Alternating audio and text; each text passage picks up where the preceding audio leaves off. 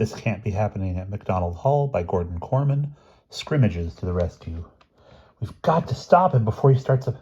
We've got to stop him before he starts a panic, cried Mr. Sturgeon. Quick, boys, after him. Without bothering to reply, the boys took off, with the headmaster right behind them. Where do you suppose he'll go? Boots puffed. Let's check the tree, Bruno replied. They changed direction and ran toward the cannon while Mr. Sturgeon pounded past them. Meanwhile, Elmer was streaming along toward dormitory 2. Aliens! He screamed. Visitors from another planet! Lights flicked on in various windows. Pajama-clad figures, chattering wildly, began to pour out of the dormitories.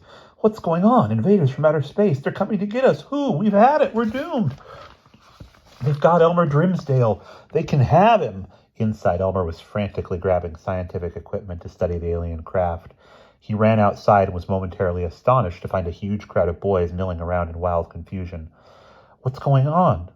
What's going on? He asked. Earth is being invaded. Someone replied. Aliens. I knew it. I knew it. Elmer exclaimed. I wasn't wrong. He ran off, still yelling into the night. By this time, Bruno and Boots had made a thorough search of the thicket behind the cannon. Elmer was nowhere to be found. You're his roommates, said Boots. What would he do now? Let's see if he went back to the dorm. They ran across the campus and rounded the corner of the faculty building. All 3 dormitories were ablaze with lights, and the entire student body was engaged in a full-scale panic. What the heck? Exclaimed Boots. Bruno grabbed the nearest boy to him. What's going on? He demanded. Perry Elbert glared accusingly at him.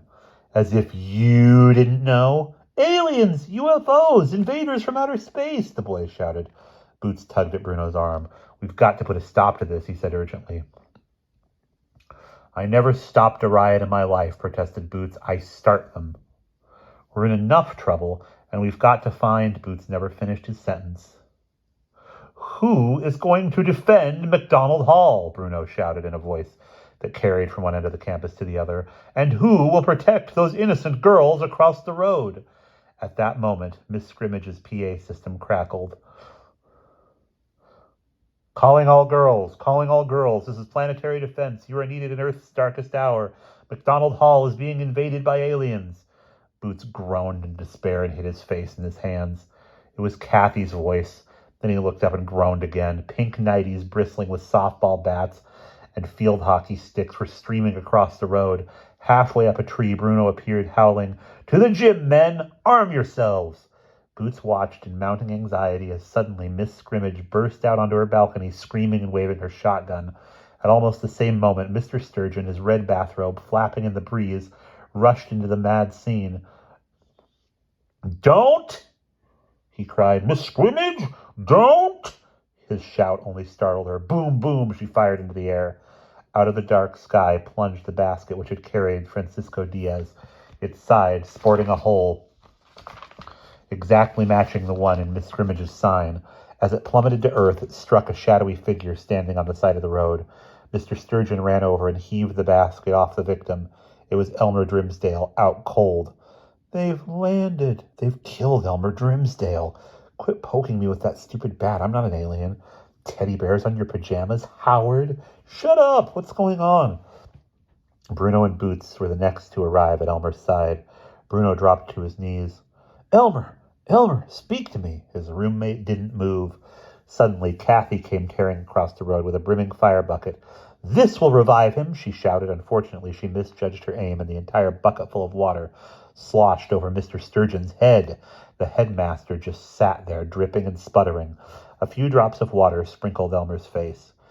His eyelids fluttered, and he sat up. Good evening, sir, he said calmly. Is it raining? Just then, a red minibus came tearing up the highway from the direction of the city. Its sides were blazoned with the words UFO Society, and the loudspeakers on the roof were blaring, Attention aliens, do not be alarmed, we come in peace.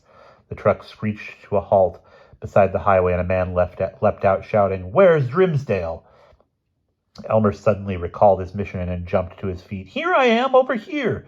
We came as quickly as we could, panted the man. Where are the aliens? This has gone far enough, Mr. Sturgeon bellowed. There are no aliens. There is no spaceship.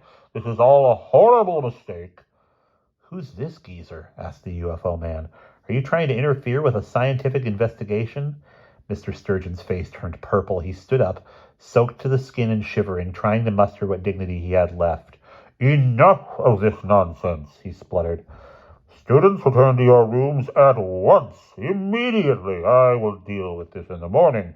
I repeat, there is no danger. There are no aliens. Under the headmaster's icy gaze, the crowd began to drift away. Mr. Sturgeon turned to the UFO investigator.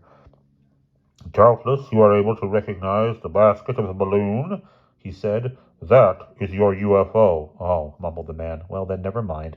He scurried to his truck, shut off the loudspeaker, and drove away. My word, William! Whatever happened to you? Is it raining? No, Mildred, it is not raining, Mr. Sturgeon responded with admirable control. One of the well-bred young ladies from across the road sloshed a bucket of water on me. Gracious, why would she do a thing like that? Oh, it was purely accidental, said Mr. Sturgeon bitterly. She misjudged. Actually, she was bringing the water to revive Elmer Grimsdale. What was wrong with Elmer Grimsdale? Mr. Sturgeon sighed deeply. A basket fell on him, he explained, after Miss Scrimmage shot it down. Mildred, that woman is going to kill someone one day. Yes, dear, his wife soothed. I'm sure everything will be fine in the morning. Let's not wake up Francisco. The poor child is just exhausted. Thank heaven for Bruno and Melvin, she added. I wouldn't put it quite that way, Mr. Sturgeon replied sourly. Those two have finally gone too far. Tonight was the last straw. Nonsense! All they did was save a child. They didn't create the disturbance. They went out to try to stop it. Mr. Sturgeon opened his mouth, then closed it again. There was no use trying to explain to his wife about Bruno and Boots.